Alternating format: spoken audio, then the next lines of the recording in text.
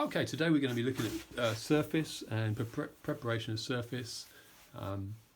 Hopefully this video won't end up like a real world version of Fun with Flags with Sheldon Cooper, but it's difficult not to make this subject a little boring. But let's try not to make it boring. Let's try to make it a little more interesting, if we can. Okay, so let's look at first of all. I'm not doing it anywhere special. This is on the studio floor. I've got some paper underneath, which is the stuff that usually comes up scrumpled up in the bottom of an Amazon box. I get it out and roll it up and then reuse it to keep my carpet clean, basically. So just doing this on the studio floor. You don't need any special tools, but let's go through some of them. What I'm going to be looking at is preparing panel. This is MDF panel, 6mm MDF, ordinary MDF, and I'm going to be preparing that for a paintable surface for use with oil paints. So let's have a look at what makes that surface possible. So in the old days, the surface was prepared with this stuff, and you can see that, which is rabbit skin glue, which is made literally of rabbit skin, so it's definitely not a vegan product. And then it was mixed with this stuff, which is whiting, which is basically just chalk or marble dust or something like that. It's just a white powder, inert white powder. And they would mix this up into a sort of a glue over it with some water over a fire. Long process, don't want to go into that now. And then they would mix that with this. When they'd made a paste of it, it was then applied to a piece of wood, a panel of some form or other. Like that. But in the old days, and back in old-timey days, back in the Renaissance, it would probably be small planks of wood, or however big a plank you could get that was one piece of wood rather than this, which is plywood, which is made up of different layers of wood with the grain running in different directions. So that sheet would be running this way, the middle sheet would be running the opposite direction, and the bottom sheet would be going that way again. And you turn the grain of the plywood so that it doesn't twist, so it doesn't warp. Because if it was all going the same way, it would probably curl up at the corners. But doing it in different directions means you get plywood flatter. That's why ply is made up of layers. So anyway, now we don't make gesso using rabbits, fluffy bunnies, and white powder. We use we still use white powder. We still use whiting, okay. But now we use something which is more like wood glue, which is basically PVA. It's just a PVA glue. Acrylic gesso is now made with PVA, a type of PVA style binder, some whiting, and probably titanium dioxide dye to make it whiter. And this is what I'm using today, which is because it's cheap. That's the Galleria from Winsor & Newton gesso, or white acrylic primer, which is actually more accurate. Hopefully the lid's on properly. I picked this up yesterday and I just tipped it all over the carpet. It was, oh man, it was a mess. Horrendous.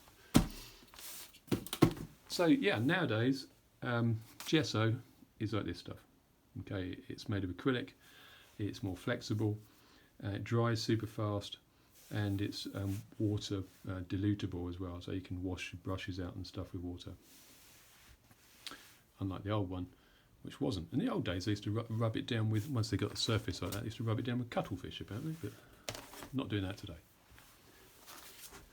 Here's a piece of MDF that's been coated two sides with white acrylic primer, gesso we'll call it, and just to prove that it is really tough and you don't need to prepare it with anything. You know, it doesn't doesn't easily come off the board. Okay, it's on there really well, and if you break it, you'll see that it doesn't flake off.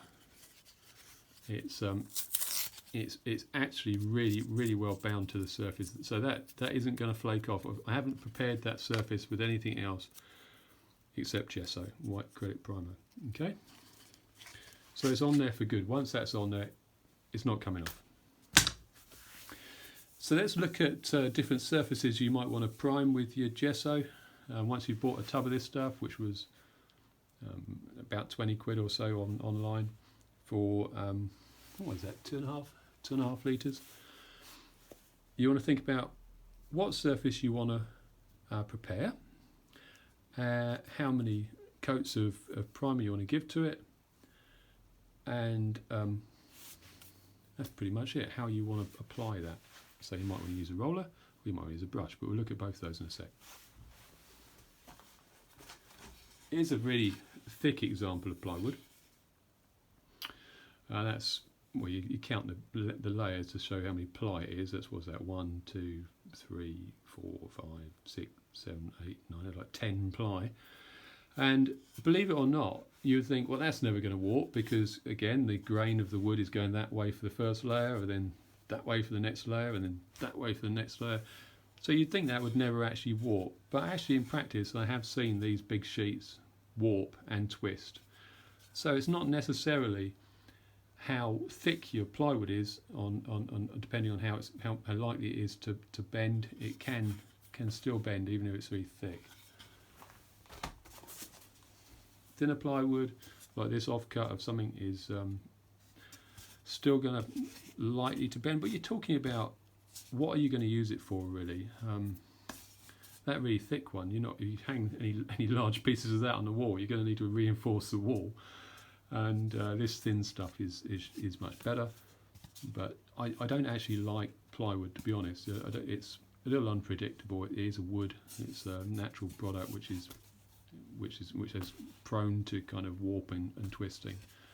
So I tend not to use ply. I use MDF. Okay, and this is 6mm MDF, which is a particle board made from wood fibres bound with resins, and it's got a little bit of formaldehyde in there. So if you cut it up outside, it is very easy to cut with a sharp saw. Like this, very easy to cut with one of those. So yeah, you can cut that up yourself. Just mark it off with a pencil, and then cut it, and then sand the edges. So yeah, but if you cut it up outside, make sure you don't breathe in the dust, because of the formaldehyde that's in the dust, and the dust is very fine particles, and it's really not good for you to breathe in. Okay, but it's very easy to cut. It's very cheap. A big sheet of this is, I don't know, maybe 20 quid for 8x4, I think it is, 8x4 feet. So it's a huge sheet for not a lot of money, and then you can cut it to whatever size you want.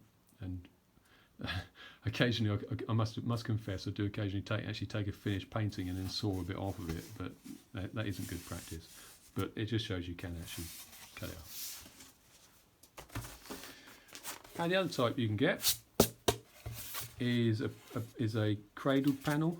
These aren't very expensive, but it's cradled because it's got this bar of wood going around the outside, and the bar of wood is to help prevent it from twisting. Yeah, and you can see this one's been prepared, but you can actually see there's a little layer of ply on there. So it's very thin ply, but the ply is made stronger because it is actually already. It's all very strong. It's made stronger and more stable by these bars. When you store any of these, MDF or whatever, try and store it as upright as possible. I think I've got some in the distance over there. Let's see if I can just tip this up. Oh, finger in front of the camera, dummy. There you go, you can see that over there. That's actually a couple of sheets of MDF that I've got stacked up in the studio. So when you stack it, try and stack it as upright as possible. If you lean it, then the weight of the board itself in a damp room, or any moisture, if there's any moisture in the room, will actually start to get absorbed by this. And if you lean the panel in one direction or the other, it will start to bend. And so try and keep it as upright as possible, or store it flat. Okay, but try not to lean it against something, because it can bend. I mean, you can possibly bend it back if you put it under pressure with some humidity in the air, or wet the back of it or something. You can possibly bend it back, but be aware that any panel, if you lean it against something, it has a tendency to want to bend, because the gravity wants to sort of push it and bend it. Okay, so should we look at preparing this then? This one's already done, so what we're going to do is get that one out of the way. Bring this one over here. I'm going to tip a little bit of this, hopefully, without making too much of a mess. In here, I don't use the rollers very often, but I'll do it for the demo purposes. I used to use them a lot. I don't use them very much anymore. Okay. Over there. Okay. Right. It's pretty simple. What you do is just put it on your little 4-inch foam roller. These are very cheap. You basically want to get it all over the roller. Spin the roller occasionally so you can get it all over the roller, getting as much as possible over it.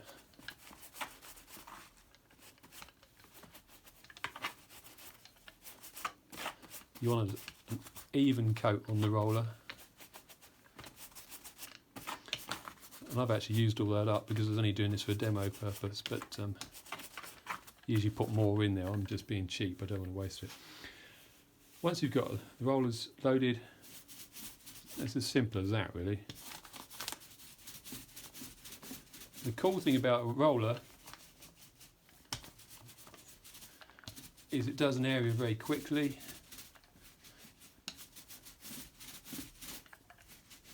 And it doesn't use very much gesso, so it's great for doing a first coat of your panels.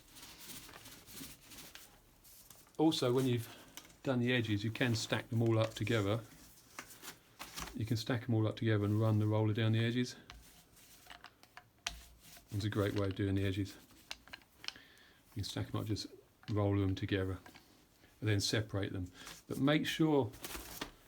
really make sure you separate any boards or panels that have been covered with gesso, because even when they're dry, because the gesso is PVA glue, yeah, so essentially, and that glue still remains slightly active even when it's dry, and they can have, if it gets any damp in a room, it can have a tendency to actually then stick together again, and you'll have a job trying to prise them apart. So try and keep them separated once you've done them. Now that'll dry very quickly, and some people say, oh, you've now got to leave that for several days and then come back to it and then give it another coat.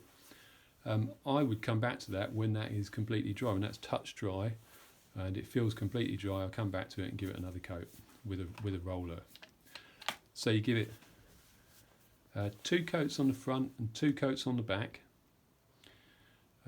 Obviously, when you're drying it, you might want to put some like little. I haven't got any easily to hand, but you might want to put some stuff like this.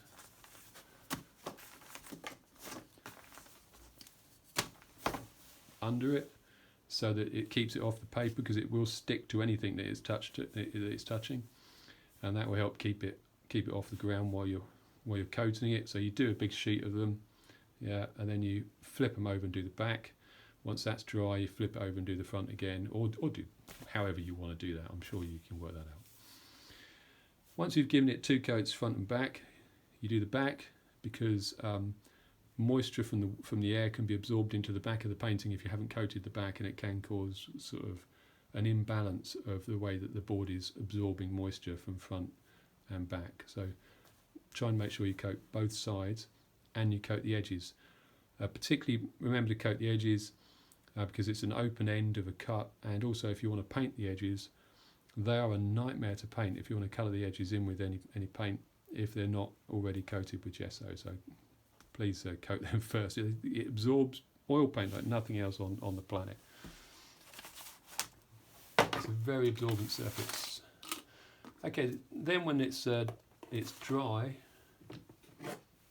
I mean, you can do all this with a brush if you want.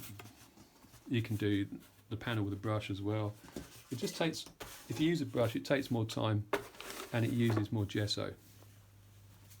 But then you can use a brush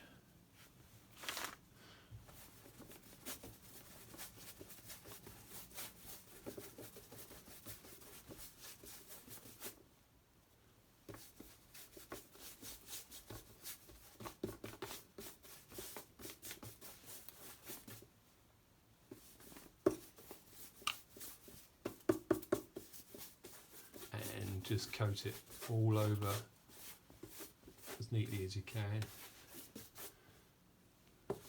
Now hang on a sec, let's just get this coated, get some in there. Now, once you've done that, and you've gone down to the bottom, because you're probably watching this thinking, he hasn't done the bottom, which I haven't, because, well, go on then. There you go. I was going to say I haven't because I don't really care. Because I'm only doing this for a demo, but I may as well do the whole thing. Go on then, there you go. So once you've coated it, you'll notice, you can see that you've got brush marks going all over the place. Now that might be desirable. You might think, oh, I like that, and so you can actually introduce texture with your brush.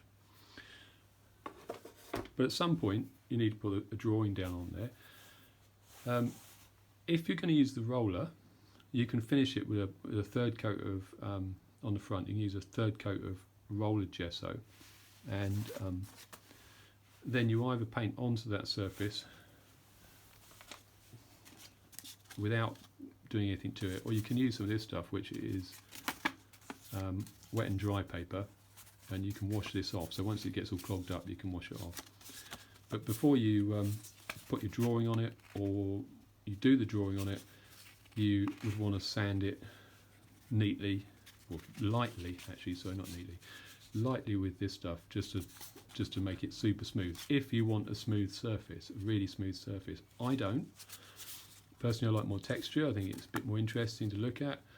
But if you want a really smooth surface, then the final coat, you can just go over it with this, or you can do subsequent coats with this, but I don't see the point in sanding down in between coats, to be honest. And the wet and dry paper will just give a super smooth surface. Try and do it outside, or inside if you're going to do it. Wear a mask and make sure you can get as much of the dust hoovered up or away as you can, because most white paints, and I should imagine the gesso is the same, probably contain titanium dioxide, and as a paint and as a pigment, there's some evidence to suggest that's actually carcinogenic, so you don't want to breathe that in. Okay, so just to finish, you can use wet and dry or very fine sandpaper. I don't. Once that's dry, I'll probably use the panel because it's cheap. That's actually a lot cheaper than that. But once that's dry and drawing is on there, what I'll then do is get a big brush on it. I'll run it under the tap so it's wet. I'll dip it into the gesso, and I go over the drawing quickly to fix the drawing with the same gesso primer, and it stops the graphite from bleeding into the paint when you're painting over the top of it. What you can also do at that stage is you can get a brush. You don't have to get a brush this size, but you could, if your drawing is on the panel, you could get a brush of a different size and introduce some texture into the drawing and around the drawing with gesso, because it's actually a very cheap way of introducing artificial texture to a drawing before painting, so pre-painting. I think that's kind of it. That's 20 minutes of how to prepare a panel. But it is really as simple as that. If you buy MDF, and I buy mine from a local timber merchant, so he cuts it up for me to sizes I want, You just bring it home, get a big tub of acrylic primer, gesso stuff, and you just give 2 coats on the front and back, and maybe a 3rd coat on the front if you feel it's necessary, probably will be. And then you're ready to go. Be aware that it's quite absorbent, it's very absorbent to start with, so the first layer of oil paint that you put on there, if you're using oils, will absorb very quickly into the surface, but it gives a superb surface eventually. Once you're into that 2nd coat of paint, it starts to look really good. But that is my recommended surface for oil painting. It's MDF panel 6mm. That's it. I hope you've enjoyed Fun with Flags painting version. Any questions? Leave them in the comments. Thanks.